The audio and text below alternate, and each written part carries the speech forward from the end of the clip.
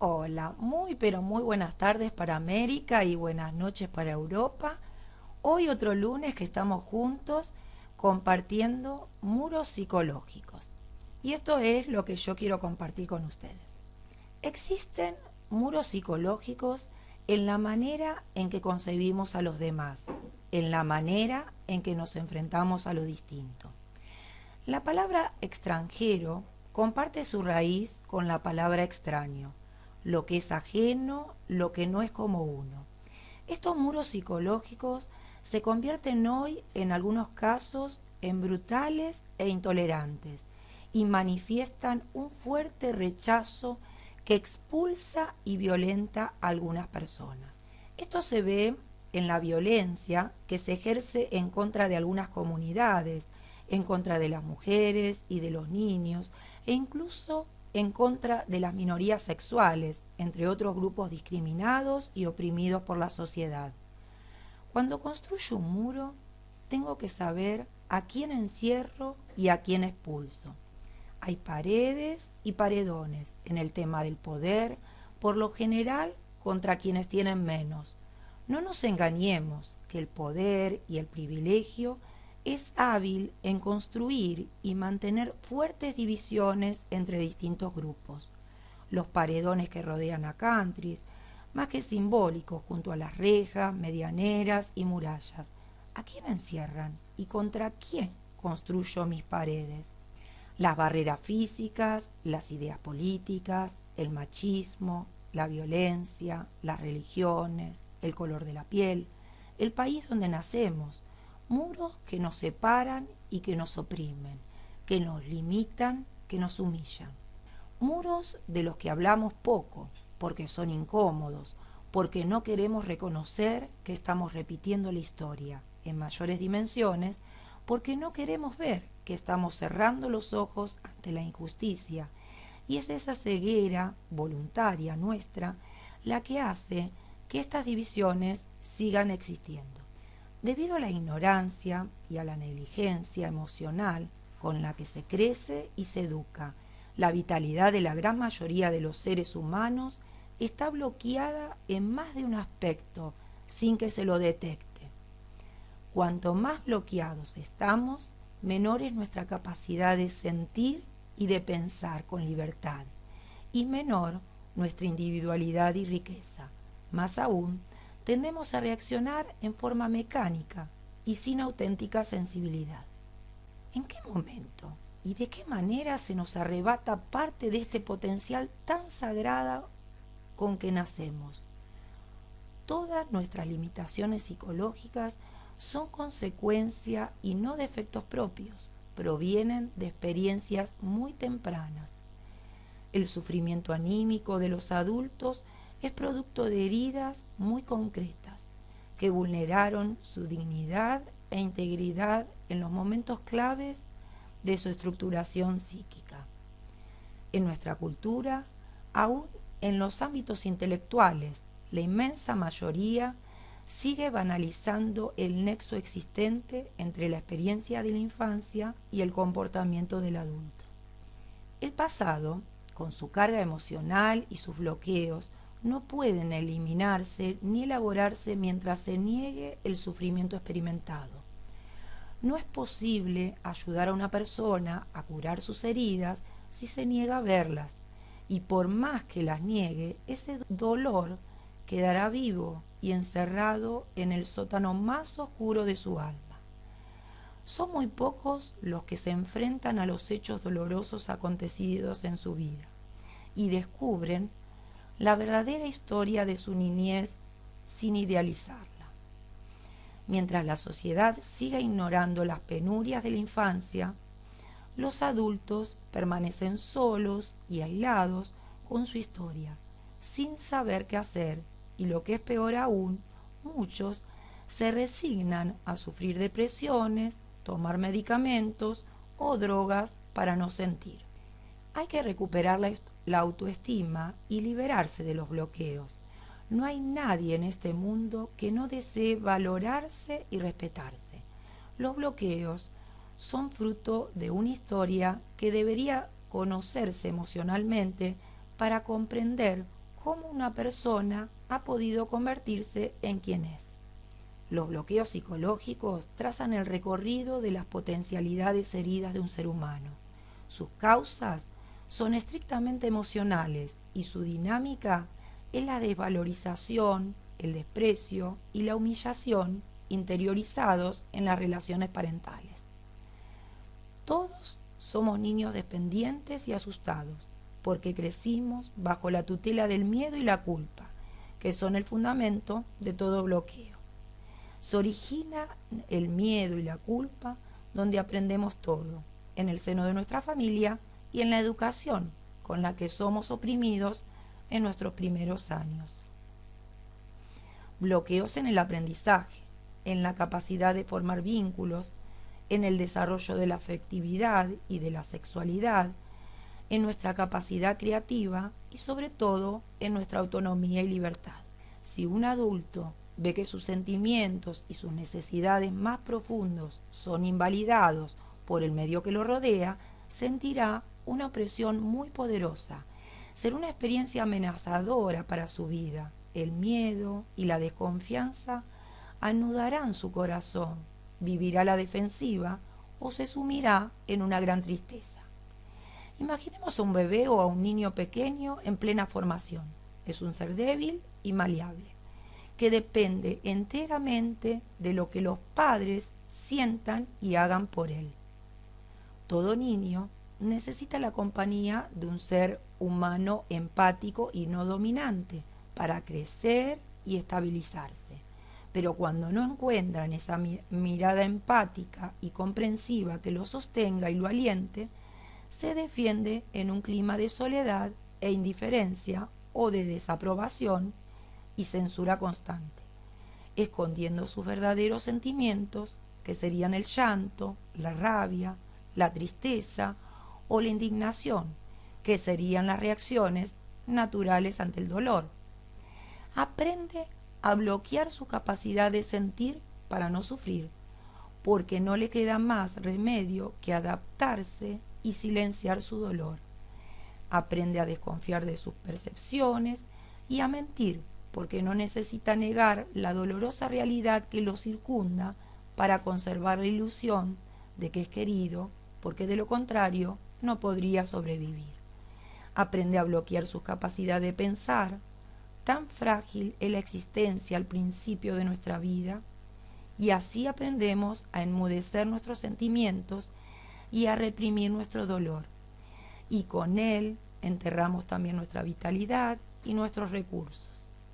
La espontaneidad vital se va cercenando por esta temprana adaptación forzada. Lo que queda luego es la fatiga que dura toda la vida por esta práctica tan generalizada del no darse cuenta, del no saber o no registrar lo que verdaderamente uno quiere, siente y necesita. El problema es que tanto jóvenes como adultos permanecen anclados en esta trágica situación infantil. Tomar conciencia de esta situación no mata, libera. Nuestro cuerpo es incapaz de vivir sin sentimientos auténticos. Es el guardián de nuestra verdad. Nos avisa a través de síntomas físicos y emocionales de nuestra identidad perdida, de lo más verdadero y profundo que tuvimos que sofocar para sobrevivir. Toda enfermedad es una vía de acceso. Si estamos dispuestos y abiertos a nuestros verdaderos sentimientos y deseos que quedaron silenciados por el miedo infantil y justificados de entonces. Como adulto, contamos con la posibilidad de salir de la sombra, percibir la magnitud de las heridas padecidas en la infancia y desbloquear las partes más preciadas y vitales de nuestro ser. No importa el pasado vivido, lo importante es aceptarlo. Variará según las posibilidades y condiciones de cada uno. Sin embargo, la presión psicológica que genera puede llegar a convertirse en una barrera que impida el crecimiento. Muchas veces, ciertas palabras que se construyen en el lenguaje cotidiano como una frase más, en la mente terminan siendo una gran traba. Lo llamativo es que una vez que supera esa barrera, el resto de sus compañeros también lo hacen. Sucede que suelen tomarse barreras creadas por otros, por las condiciones físicas del cuerpo, por situaciones económicas, por logros alcanzados, que generan un desgaste que implica una merma en el rendimiento, pero olvidando que cada persona y cada situación es diferente. El predisponerse psicológicamente a no poder superarlo termina siendo una de las peores situaciones y de las más complejas de superar, tanto que a pesar de tener todos los datos objetivos para poder realizar el preciado objetivo, no puedan superarse. La necesidad de afecto, la necesidad de sentirse aprobados por los demás o por alguien en particular, algunos la buscan con desesperación, tratando de llenar las cualidades o gustos del otro. Y no es que sea malo agradar al otro, es solo que a veces nos preocupamos más por agradar a alguien que por nosotros mismos. El afecto juega un papel importante en la autoestima de las personas. Si no obtienes afecto de algún ser amado, querido, cercano a ti, es seguro que te la pases amargado. El poder del afecto puede cambiar a las personas. Las puede cambiar para bien o para mal.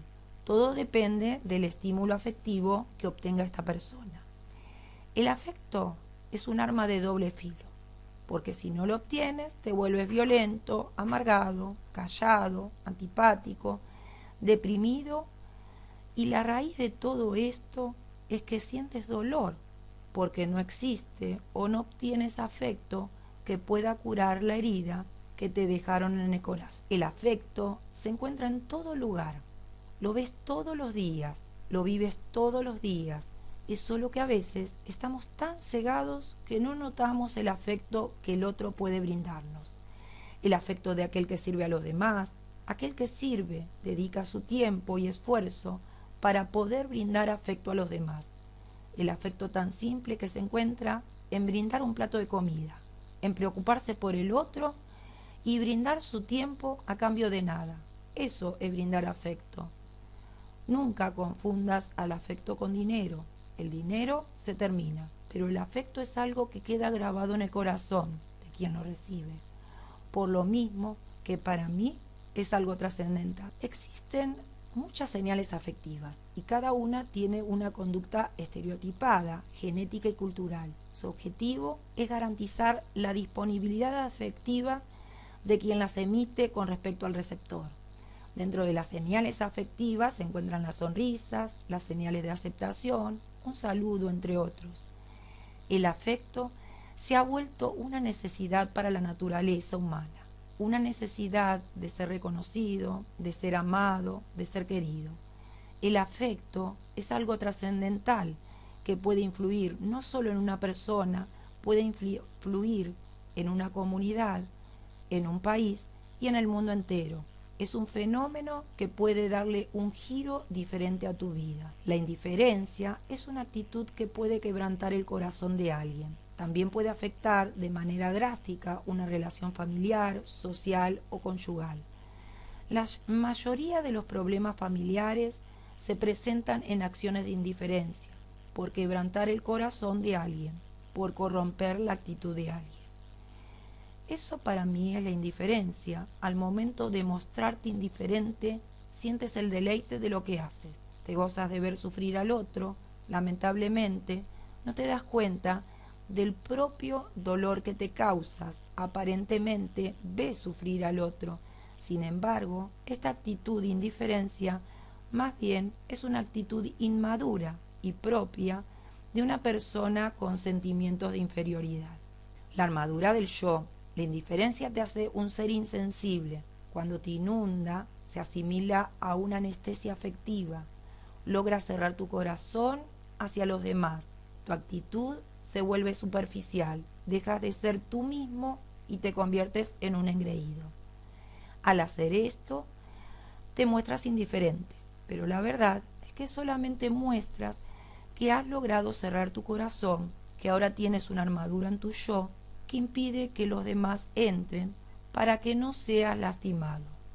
Cuando te muestras indiferente a los demás, Con el tiempo logras aislarte de los demás. Aíslas tu interior, tu alma y tu corazón. Acá no importa si tienes o no empatía. Si eres indiferente hacia los demás, solo muestras una actitud defensiva. Seguramente alguien pensará que la indiferencia solo lo utilizan los prepotentes o arrogantes. No necesariamente algunos logran ser indiferentes con el motivo de manipular las actitudes de los demás. Por lo tanto, alguien que sea indiferente no siempre es alguien que esté dolido. En ocasiones suele ser clínico. Por otro lado, también existen personas que suelen ser indiferentes por miedo a ser heridos, por lo tanto, se autodefienden en la indiferencia. La indiferencia puede ser un reflejo de sentimientos de inferioridad y para poder superar esta actitud es necesario abrirse e irse desplegando del mismo. Es necesario aceptar que esta actitud solo afecta nuestra integridad como persona. En caso contrario, siempre vivirás con este dolor de la indiferencia. Los padres negligentes son aquellos que ponen en una situación de peligro a sus hijos. Son aquellos que en vez de tomar una medida de protección o prevención para sus hijos, los exponen al peligro. Algunos padres conocen los riesgos de sus actitudes. Sin embargo, su negligencia suele ser intencional y descuidan a sus hijos en ambientes inadecuados, impropios para un niño. Que un padre sea negligente de manera intencional solo es muestra de la pena que él tiene del niño que un día fue. Algunos padres, aparte de negligentes, son muy violentos con sus hijos. Se justifican que los padres les enseñaron a vivir así. Por eso les enseñan a vivir así. La vida no es fácil. Eso ellos lo tienen que saber desde pequeños. La actitud de este padre negligente era solo porque él tenía pena o dolor del niño que un día fue y por eso proyectaba su dolor mediante esta actitud de negligencia a sus hijos. El abandono, quizás la parte de la negligencia que afecta más a los niños, y existe dos tipos de abandono, que sería el físico y el emocional. Este último suele ser el más cruel. Cuando existe abandono físico, no existe ningún tipo de apego o vínculo con el niño. Esto hace que el niño crezca sin ninguna noción de una figura paterna de autoridad. Por lo tanto, estos chicos no respetan la autoridad. Al no respetar la autoridad, reflejan el dolor que un día les dejó aquel sujeto que los abandonó. Es una muestra de rebeldía ante ese padre que los dejó abandonados. El abandono emocional suele ser más cruel, ya que en este tipo de abandono los padres se encuentran físicamente, pero afectivamente están totalmente alejados. Este tipo de abandono suele presentarse en hogares disfuncionales, en la que los padres solamente son como figuras decorativas, es decir, ellos están presentes físicamente, pero su corazón, su afecto y su amor están totalmente alejados de sus hijos. Los padres se muestran con estas actitudes porque algunos han sido víctimas de abuso sexual u otro tipo de abusos, lo que hacen que la familia sea disfuncional, o podría ser que tengan vergüenza de contarles a sus hijos su niñez, ya que no fue del todo agradable. La negligencia puede ser una muestra del dolor que los padres tienen por el niño que un día fueron, por una niñez desagradable, por tener unos padres maltratadores, negligentes. El problema de esto es que en ocasiones su niñez ciega su vida, creando actitud de negligencia hacia sus hijos y por lo tanto el ciclo vuelve a repetirse. Maltrato. Qué simple es decirlo o escribirlo, pero vivirlo es algo relativamente difícil.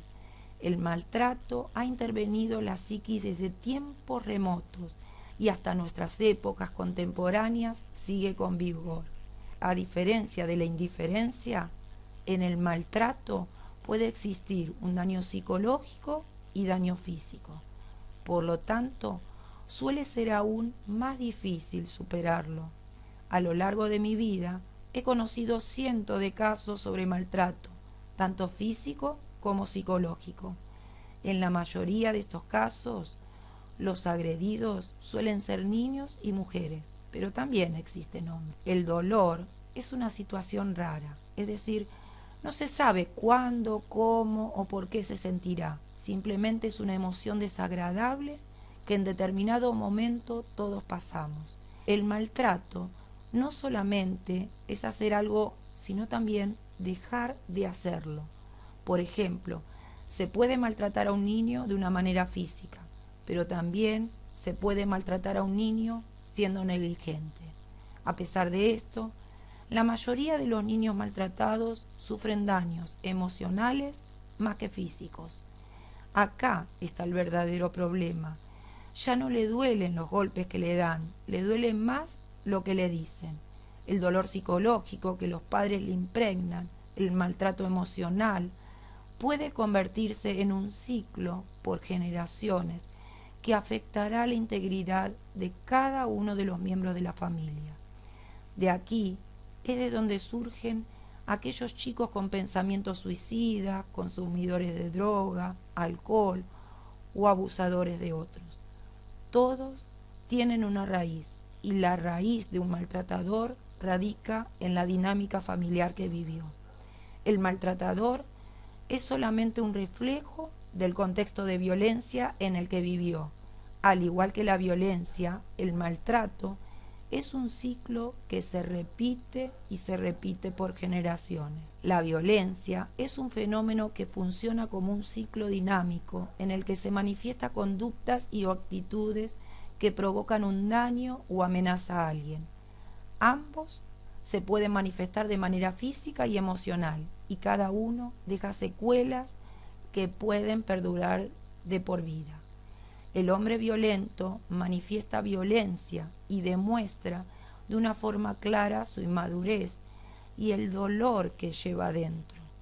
En ocasiones, aquel que recurre a la violencia es alguien que ha estado resentido, es alguien que no puede encontrar salidas o escapes a sus problemas de una manera adecuada, por lo tanto utiliza un lenguaje obsceno y recurre a la violencia. La violencia es un ciclo que se vuelve a repetir de generación en generación.